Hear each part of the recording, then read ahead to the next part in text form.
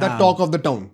शुभमन गिल के ऊपर subject to fitness asterisk के साथ लिखा हुआ है।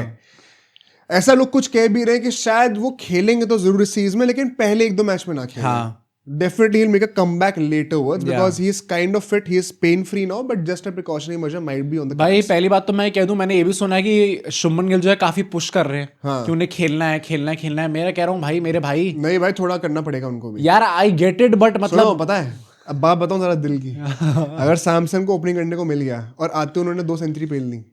नहीं मैं तो कह ही रहा हूँ शुभमन गिल के मन में जो है ना लोग खुद अपने घर से खरीद कर लेके जाएंगे बीसीसीआई के हेडक्वार्टर में। नहीं मैं तो कह ही रहा हूँ कि इस टाइम पे शुभमन गिल के अंदर भी इनसिक्योरिटी होगी इस बात की कि भाई मैंने पिछली 2-3 T20 सीरीज से परफॉर्म नहीं करा है, इस बंदे को मैंने निकाला था ओपनिंग स्पॉट से। अगर ये बंदा आके परफॉर्म करता है तो भाई भाड़ में गई मेरी वाइस कप्तानी, भाड़ में गई मेरी फ्यूचर कप्तानी, मेरे को टीम से बाहर निकाल दिया जाएगा। एंड उस टाइम पे वो सच भी सही भी होगा, अल्टीमेटली माना जाएगा। तो गिल के अंदर भी होगा, पर यार ये this is getting too scary now. And मैं यहीं पे बात कहूंगा, अगर आपने नोटिस करो 15 मेंबर के स्क्वाड में जायसवाल सेलेक्ट नहीं हुए हैं। हाँ, Jaiswal is not going to be a part of the T20 world cup 2026, लिख कर ले लो। सेकंड बात, अगर जायसवाल नहीं है इट मींस सैमसन स्क्वाड में होंगे as a backup wicket keeper and also as a backup opener. And अगर गिल नहीं खेल रहे हैं तो सैमसन सिर्फ और सिर्फ ओपनिंग ही करेंगे फिर स्क्वाड में आती ही, प्लेइंग 11 में आती ही। What the surprising thing is कि ऐसी एक रिपोर्ट निकल के आई थी स्क्वाड के सिलेक्शन से पहले जो कह रही थी कि अगर गिल इंजर होते हैं तो भी जायसवाल को पिक करा जाएगा, जायसवाल ओपन करेंगे विद अभिषेक शर्मा एंड सैमसन को उनकी प्लेस से नीचे से नंबर 5 से नहीं हटाया जाएगा। And now suddenly Jaiswal pick नहीं हुए हैं, तो अगर गिल बाहर होते हैं तो we don't have anyone else to open but Samson. And this is where I think it is मैं ये चीज वैसे बताऊं, ये चीज बोलनी नहीं चाहिए। I hope you get what my sentiment is. एक फ्रेज होती है blessing in disguise, but I think किसी प्लेयर को इंजरी हो रही है और उसके चलते किसी और का चांस मिल रहा है तो मैं कभी भी उसको ब्लेसिंग इन डिसगाइज नहीं बोलना चाहता हूं।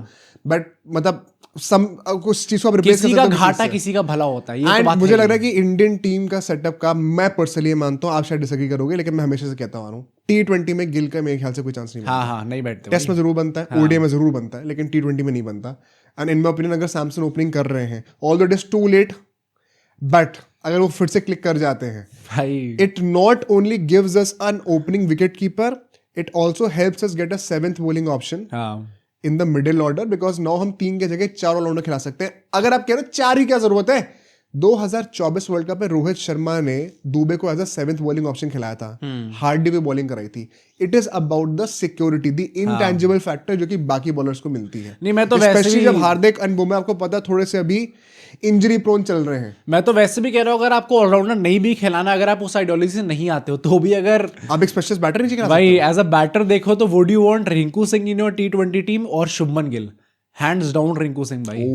ये यार I don't think this is a debate. Asia cup winning runs नहीं मारे थे। People can tell in the comments कि उनका ओपिनियन क्या है, बट मेरे हिसाब से तो Rinku Singh I would pick any day over Shubman Gill in the T20। ये कंट्रोवर्शियल है भाई, कंट्रोवर्शियल। बट मुझे वही लगता है कि अगर शुभमन गिल हट रहे हैं और आपको एक ऐसा विकेट कीपर मिल जाए जो ओपनिंग कर सकता है, फॉर ऑल वी नो आप जितेश और सैमसन दोनों खिला लो। ये तो मुश्किल लग रहा है भाई। नहीं अगर गिल नहीं खेलेंगे तो ये करना ही पड़ेगा इस क्योंकि स्क्वाड में तो 15 लोग हो सकते हैं। अगर रिंकू नहीं आ रहे हाँ। तो आप चाहे तो दुबे की जगह जितेश और सैमसन दोनों खिला लो। बट सैमसन के ओपनिंग करने से आपके मिडिल ऑर्डर में आपके पास लग्जरी है। आप एक एक्स्ट्रा विकेट कीपर खिला लो, आप एक प्रॉपर सर्टिफाइड बैटिंग फिनिशर खिला लो, आप एक फास्ट बॉलिंग ऑलराउंडर खिला लो, आप एक स्पिनिंग ऑलराउंडर खिला लो, जो चाहिए खिला लो। भाई गंदी चीज ये है कि अगर सैमसन फेल करते हैं और जितेश चल जाते हैं नीचे तो गिल वापस आ गए, ओपनिंग गई और नीचे से जितेश शर्मा ने उनकी वो भी जगह छीन ली। एंड फिर सैमसन स्क्वाड से अब ऋषभ पंत आ गए। भाई तो मैं कह रहा भाई ये तो अल्टीमेट बीटी हो जाएगी भाई। ऋषभ पंत कह रहे हैं भाई 24 के वर्ल्ड कप में मैंने मोमेंटम खराब करा है, तो मुझे मेरा मोमेंटम तोड़ दोगे करियर का, मैं वापस आ रहा हूँ भाई। ऐसे कैसे हो रहा है? कीपिंग वो अच्छी भी कर सकते हैं T20 में तो। जितेश ने भी कीपिंग में अच्छी करी है। हाँ ये भी मानना पड़ेगा। एंड सैमसन के भले आजकल थोड़े से वो मोटापे वाले नेट्स पता नहीं लोग क्यों बनाए, लेकिन पंच भी बहुत ज्यादा। हाँ भाई ऐसे रिप्ड तो नहीं है। आज के टाइम पे तो शायद रोहित शर्मा ज्यादा रिप्ड है ऋषभ पंत से। भाई Rohit Sharma is ripped now. Ripped तो नहीं, अरे हाँ पर मतलब वो है भाई। का मतलब होता है भाई, मतलब रोहित शर्मा का ना 12% बॉडी फैट। अगर जैसे कुछ ऐसे प्लेयर्स होते हैं जिनका आप फेस हटा दो, पोर्ट्रेट जो उनकी इमेजेस आती है उसमें आपको यू गेट टू नो कि किसकी बॉडी कैसी है। ये आपको पता चलेगा रोहित शर्मा की है, ये विराट कोहली की है, शुभमन गिल की है। शुभमन गिल का थोड़ा बोनी फ्रेम आता है, विराट कोहली का थोड़ा एकदम एथलीट वाला आता है, और रोहित शर्मा का अभी तक आ रहा था कि सेठ हूं मैं, लाओ बेटे हुक्का लाओ मेरा इस टाइम पे।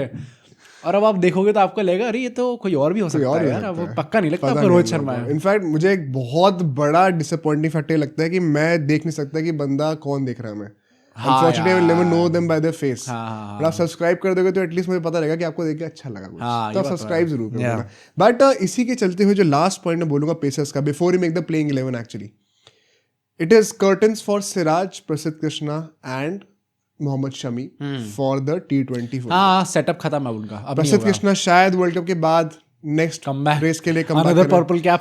अब भाई बंदा आईपीएल में चल रहा है यार, इंडिया में नहीं यार भाई, वो बंदा वैसे भी आएगा तो अगेन भाई I am sorry if I am saying this and लोग शायद हर्ट हो जाए भाई, अगर हर फॉर्मेट में अगर आपकी 8-9 की इकोनॉमी जा रही है ना, देन भाई मुझे कोई प्रॉब्लम नहीं अगर वो आ रहे हैं तो बस अपना नाम चेंज कर लें। मुझे गिल्ट ना हो, थोड़ा आसानी से हम लोग कर पाए क्रिटिसाइज। मुझे ऐसा लगता है पर्सनली कि Harshit Rana has been locked in as the third pacer, and in fact don't be surprise अगर वो कुछ मैचेस में स्टार्ट भी करें। वो कैसे करेंगे अभी मैं कॉम्बिनेशन आपको समझाऊंगा। जो हम लोग कह रहे हैं कि फोर्थ ऑलराउंडर नहीं चाहिए, फोर्थ ऑलराउंडर ऑलरेडी है, हर्षित राणा है तो बैटिंग ऑलराउंडर। तो मुझे ऐसा लगता है पर्सनली कि वंस अगेन अगर अपने ये हमें हिंट्स मिल रहा था बहुत टाइम से कि बुमराह अर्शदीप क्या हर्षित ही होने वाले। इनफैक्ट थर्ड पेसर शायद अर्शदीप हो फॉर ऑल वी नो। क्या पता, फर्स्ट पेसर है, बुमराह सेकंड पेसर, वो भी हो सकता है कहीं ना कहीं। बट इसी के साथ साथ सिराज के लिए क्या तुम कहोगे अनफेयर हुआ थोड़ा या ठीक है? क्योंकि सिराज इन ऑल ऑनेस्टी वो खुद भी वाइट बॉल में कुछ बहुत ज्यादा खास उन्होंने करके दिखाया नहीं है। ओडीआई में मौका मिला था, वहां पे भी कुछ खास आप नहीं कर पाए थे। T20s में again I think it was a far fetched dream. मुझे लगा नहीं था इतनी जल्दी कमबैक हो सकता है सिराज का। T20 वर्ल्ड कप में खेल रहे थे यार। हाँ खेल रहे थे, पर मतलब अगर घर पे आप देखोगे तो स्टार्ट कौन से 2 पेसर करेंगे? Obviously Arshdeep and Bumrah. Squad की अब बैकअप के अलावा आप ट्रीट कर सकते हो, बट आपको पता है कि वहां पे किसकी चलती है भाई? वहां पे हर्षित राणा की ही चलती है। पता है, I would love for Harshit Rana to have a banger of a world cup.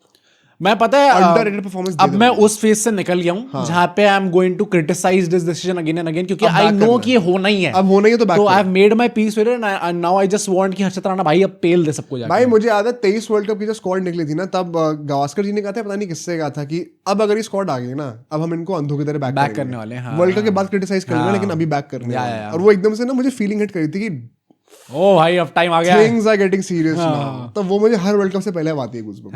आपसे मैं रिक्वेस्ट करूंगा, आप ठीक है प्लेयर पसंद ना हो, अब गिल भी अगर आते हैं, मैं एग्री नहीं करता उनके सिलेक्शन से, पर फुल बैकिंग है भाई। अगर वर्ल्ड कप में खेल रहा है बंदा, ओपनिंग करा हमारे लिए हर मैच में 100 मारे। इट्स आवर ड्यूटी, जब तक वो वर्ल्ड कप चल रहा है तब तक you have to back him भाई। And same goes for the coach.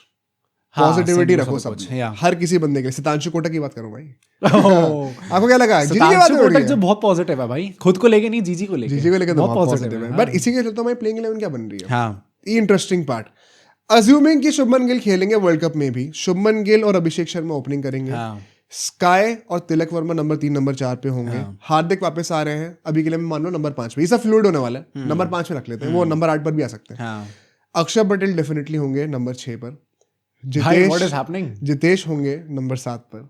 Samson नहीं होने, क्या बात कर रहे हो भाई? नहीं होने वाले हैं unless he has a banger of a couple of games in Shubman's absence. He is not going to start, but अभी बता रहा हूं आपको, नंबर 7 पे जितेश, नंबर 8 पे वॉशिंगटन सुंदर। उसके बाद 3 बॉलर होंगे, वरुण चक्रवर्ती, बुमराह, अर्शदीप। ठीक है, एक और धमाका। अब बता रहा हूं, ये 11 हमारी प्लेइंग 11 की होगी मोस्ट लाइकली। बचे 4 कौन होने वाले हैं? एक होंगे हार्दिक पांड्या के बैकअप, एक फास्ट बॉलिंग ऑलराउंडर, तो वो हो जाएंगे शिवम दुबे। एक हमें थर्ड पेसर तो चाहिए होगा, तो वो होंगे हर्षित राणा। एक सेकंड स्पिनर तो चाहिए होगा, तो होंगे कुलदीप यादव। और एक विकेट कीपर तो चाहिए होगा, तो वो होंगे सैमसन।